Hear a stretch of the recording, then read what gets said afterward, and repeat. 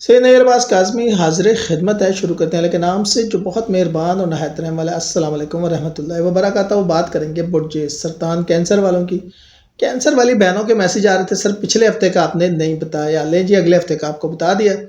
Cancer बुर्ज सरतान का हफ्तेवार horoscope 20 अप्रैल से लेकर 26 अप्रैल तक 12 घरों के वाले से सादा उर्दू ज़बान में, लेकिन साथ हिंदी का तड़का भी। सबसे पहली बात तो ये कि हम ओवरऑल देखेंगे वीक को, लेकिन साथ हम थोड़ा सा मंथ को भी देखेंगे ताकि आपको आइडिया हो जाए आप कहाँ पर खड़े हुए हैं। उससे पहले वीडियो को शेयर, लाइक और सब्सक्राइब करना चैनल को ना भूलें। वीडियो अच्छी लगा करें तो शेयर किया करें, लाइक किया करें।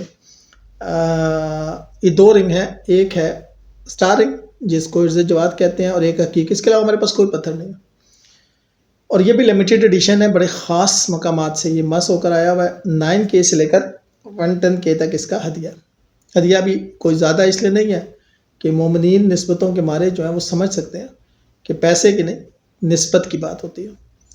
ये हर मोमिन के हाथ में होना चाहिए जो कि बैरून मुल्क में है, जो कि नागहानी आफत का शिकार हो सकता है, परेशानी का शिकार हो सकता है। मुसीबत ये हलाकत से बचाती है भाई, हलाकत से। कितनी बड़ी बात है। आपके प्यारे अगर बैरून मुल्क में आपके लिए कमा रहे हैं तो समझें उसकी अहमियत को। और लोग पूछते हैं बट चार्ट क्या होता है या जायचा क्या होता है। बट चार्ट या जायचा हमारा नंबर आपके सामने आ रहा है, आप हमसे रब्ता कर सकते हैं। पेड सर्विस है। सबसे पहली बात बताऊं, बट चार्ट और जायचा सिंपल लफ्ज़ों में ये है कि हम ये देखते हैं कि आपको कौन सा कैरियर अडॉप्ट करना चाहिए, आपको कौन सा बिजनेस करना चाहिए, कौन सा बुर्ज है जो आपके लिए अच्छा जीवन साथी है, आपका जीवन साथी कैसा होना चाहिए, और अगर नहीं कंपैटिबल तो अब क्या करना चाहिए, रेमेडीज़ क्या करनी चाहिए, घर में सुकून के लिए क्या करना चाहिए, बैरून मुल्क कौन से मुल्क में जाना चाहिए, कौन सा कैरियर अख्तियार करना चाहिए, हेल्थ कैसी रहेगी, रिलेशनशिप कैसा रहेगा, ये सारी चीज़ें उसमें होती है।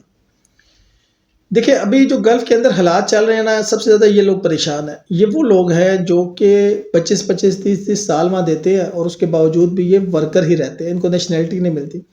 मैंने इनको मशवरा दिया था, 2 तरह के मशवरे थे। पहला मशवरा ये था कि आप यूरोप की तरफ निकल जाए, नेशनैलिटी लें। दूसरा मशवरा ये था कि पाकिस्तान में छोटे-छोटे बिज़नेस करें, आपको आइडिया हो जाएगा। कोई एक भी चल पड़ा तो आपके जीवन को एक सहारा मिल जाएगा।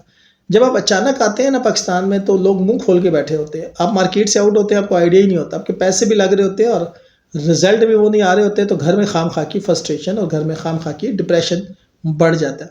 उसकी भी फिर रेमेडीज़ होती हैं, लेकिन फिर उसकी रेमेडीज़ जो है ना वो आपको सदके देते हुए ना बहुत पेट में गुड़गुड़ होती है। ठीक है। इस हफ्ते सैटर्न 9वें घर पे और मुश्तरी जुपिटर 12वें घर पे नज़र रख के बैठा है, जिसका मतलब ये है कि इमोशनल कन्फ्यूजन और बेचैनी जो है, इमोशनल कन्फ्यूजन एंड बेचैनी बढ़ सकती है, मगर कैरियर और बिजनेस में अपॉर्चुनिटीज़ तो नज़र आ रही हैं। फाइनेंशियल प्लानिंग बहुत ज़रूरी होगी। ईगो को कंट्रोल करना अहम होगा, ख़ास तौर पर किसी भी रिलेशन में। Self reflection plus smart decisions plus growth, ये इस हफ्ते का मौजू रहेगा। चलें अब 12 घरों को देखते हैं। चाय का कप पकड़ें, सीट को पे विराजमान हो जाएं और भाई को देखें। आप इस हफ्ते इमोशनली वीक, कंफ्यूज्ड हो सकते हैं। यह महसूस कर सकते हैं कि ऐसा कुछ है। अंदरूनी बेचैनी, खुद को समझाने की कोशिश करें। माली लिहाज से अर्निंग के मौके हैं, रिस्क इन्वेस्टमेंट से बचें और सेफ इन्वेस्टमेंट की तरफ जाएं। कम्युनिकेशन स्ट्रॉन्ग हो सकती है, आपका इन दूसरों को मुतासिर करेगा। घर में मिक्स माहौल रहेगा, फैमिली के साथ वक्त गुजारना अच्छा रहेगा। जो लोग पुराने या नए हैं, शादीशुदा 10 साल से है या अभी शादी नहीं हुई, स्ट्रॉन्ग अट्रैक्शन नज़र आ रही है आने वाले दिनों में। मुखालिफ जिन्स की ज़बरदस्त कशिश। अब ये कशिश किस वजह से है ये आप जानते हैं। स्टूडेंट्स के लिए ईगो का मसला है। सक्सेस के लिए ईगो को साइड पे रखकर मामलात को हल करना पड़ेगा।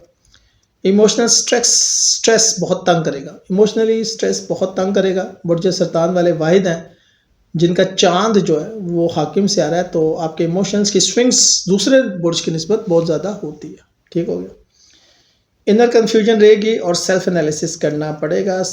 मेहनत से मौका मिलेगा। ग्रोथ एंड अर्निंग तो नज़र आ रही है। लक उस तरह से साथ नहीं देगी जैसे आप चाह रहे हैं, तो आपको बहुत ज़्यादा मेहनत करनी पड़ेगी। ठीक होगी। कैरियर में ग्रोथ तो बहुत नज़र आ रही है। नए मौके, बिजनेस शुरू करने का वक्त है। अगर आपको नया बिजनेस शुरू करना चाह रहे हैं, अपने बिजनेस के अंदर एडिशन करना चाह रहे हैं, वैल्यू एडिशन करना चाह रहे हैं, बिजनेस के अंदर नई प्रोडक्ट डालना चाह रहे हैं, whatever you want to do, this is the best time for you. Gain अच्छे रहेंगे, नेटवर्किंग हेल्पफुल हो सकती है। गेन अच्छे रहेंगे, नेटवर्किंग हेल्पफुल हो सकती है। एक्सपेंसेस, इन्वेस्टमेंट प्लानिंग ज़रूरी है इन्वेस्टमेंट के लिए भी। और सबसे बढ़कर याद रखिएगा, जो मैं आपको बार बार बताता हूँ, वो होता है इस्तिखारा। इस्तिखारा और इस्तिखारा अट्रैक्शन रिलेशनशिप में बहुत स्ट्रॉन्ग होगी, मैंने आपको बता दिया है। बिजनेस स्टार्ट करने के चांसेस, ग्रोथ बेहतरीन मौका है, इमोशनली स्ट्रेस बढ़ सकता है। तो ये बातें आपको याद रखनी है। मैं आपको कुछ टिप्स दे रहा हूँ, कुछ मशवरे, उन पे अमल करें। ईगो को कंट्रोल करें, रिस्की इन्वेस्टमेंट से बचें, और अगर करनी पड़े तो इस्तिखारा इस्तिखारा इस्तिखारा।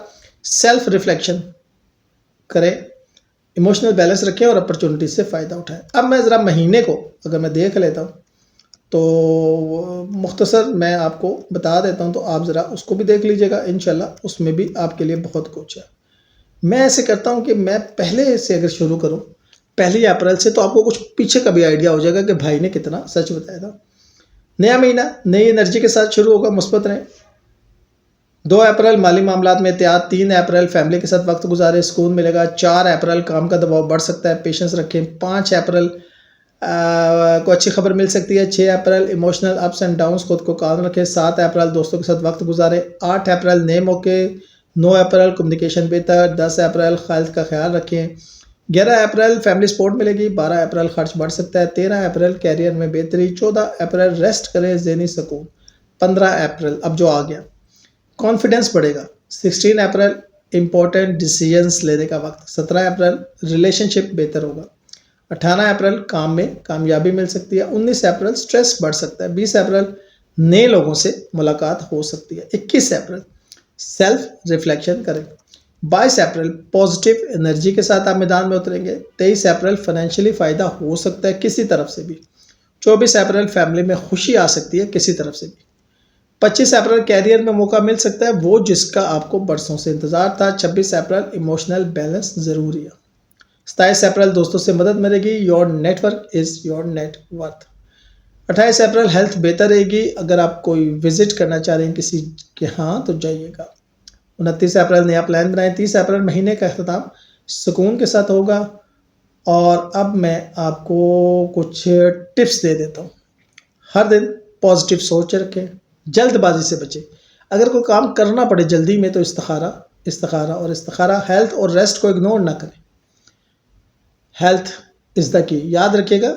हेल्थ है तो सारे जान है तो जान है, आज मरे कल दूसरा दिन। लोग पूछते हैं मरने के बाद क्या होगा, दूसरे दिन अब आप खाएंगे पुलाव फातिहा होगा। दूसरे दिन तो नहीं, खैर उसी वक्त खा रहे होते हैं। फैमिली को वक्त दें। योर फैमिली जो है ना वो बहुत अहमियत रखती है, उसको वक्त दें। ठीक हो गया। और सबसे बढ़कर आपने क्या करना है, आपने देना है सदका। और सदका बड़ा आसान से देना है। चिकन शॉप पे चले जाएं, उनके पास ना छिछड़े होते हैं, उनसे ले लें। 20 रुपये, 30 रुपये, 40 रुपये, 20 रुपये के ढेर मिल जाते हैं भाई। छिछड़े उनके किस काम के। वो शॉपर में डालें, 7 दफ़ा एंटी क्लॉकवाइज हर घर के फर्द के ऊपर से घुमाएं, फेंक दें। काले बिल्ली काले कुत्ते को डाल दे, बेहतर है। नहीं तो कोई से बिल्ली कुत्ते को, नहीं तो चुरिंद परिंद को, किसी को भी डाल दें। इंशाल्लाह आपको फ़ायदा होगा। वीडियो अच्छी लगे लाइक एंड शेयर कीजिएगा, चैनल को सब्सक्राइब कीजिएगा, दुआओं में याद रखिएगा। शुक्रिया।